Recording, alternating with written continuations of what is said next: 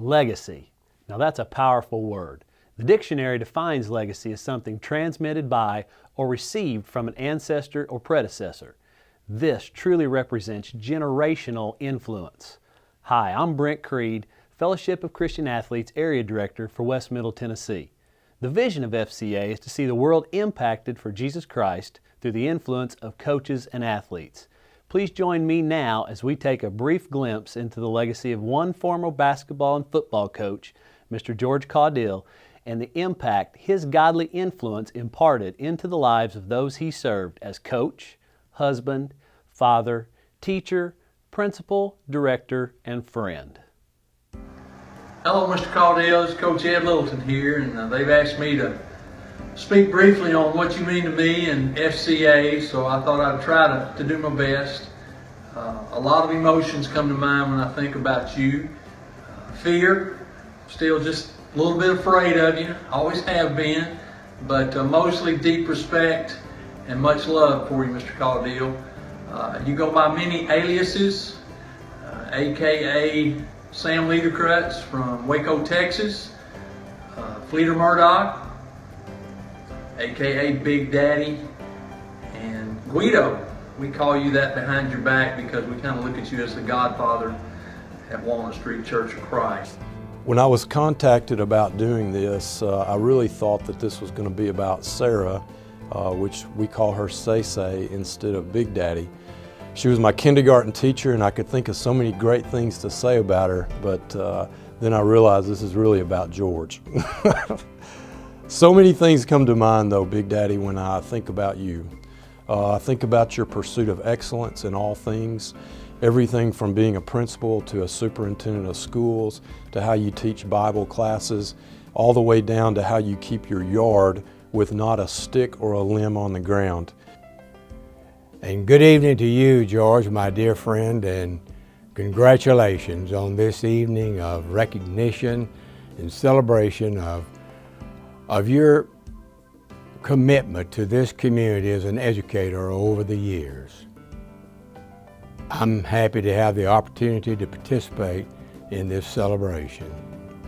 It is indeed heartwarming to be married to someone who loves the Lord more than he loves me, more than he loves his two sons and their wives, Ed and Melinda, Max and Lynn, more than he loves his grandchildren, Will, Ben, Grant, Paul, Ellie, Hannah, Alice, and Megan. George has had a Christian influence on all of us as we have witnessed his love and dedication to his church, his family, his many friends, and to his profession. Mr. George Caudill hired me in the summer of 1977. It's been a wonderful experience living here. Thank you, Mr. Caudill. You were a great principal. But I have one story I'd like to share. In the spring of 1979, I've got a first period gym class. Into that gym class that morning walks a boy that's 6'10" and loves to play basketball. We were in a softball unit, but I made an executive decision. Today we're going to play basketball inside. It's a little too much dew on the ground, not safe. The young man could dunk it right-handed, left-handed, backwards, any way you wanted it dunked, and I was so fired up. But between first and second period, I went to your office, just broke into your door and said, "Mr. Caudill, you're not going to believe it. There's a guy in my class and he's a player. You know, I don't know what's going on." And I said, "He's got Miss Hernandez right now. He's in second period class." So I go back by and he's in Miss Hernandez's class. And to make a long story short, this young man was a freshman in college, wanted to visit a friend at Dixon County High School, and in order to do that, Mr. Caudill blackmailed him. He said, "You must go to 2 periods of class. We're on activity period today, and in activity period you can visit your friends for 30 minutes. Well, what he did was register him in my class and in Miss Hernandez's class. So Mr. Caudill, you were a great principal, wonderful director of school, and the most competitive golf partner I've ever had. I appreciate your friendship and look forward to many more years. Hey, Coach. It's been a long time since 1960-61 when you were my basketball coach in Portland. That was a very special year for me, and I just wish that you had been there for my entire high school career. You know, I remember how cheated I felt playing the divided court, playing those old girls rules. I wanted to play full court like the boys. Well, you invited me to stay after practice each day and to practice with the boys, which I did.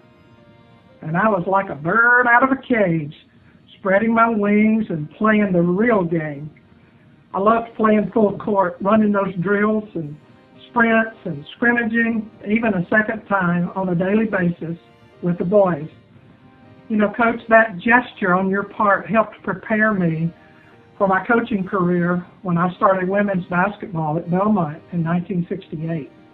I remember 1968, I'd been the team physician for approximately 6 months, and you were hired as the new principal at Dickson County Senior High School.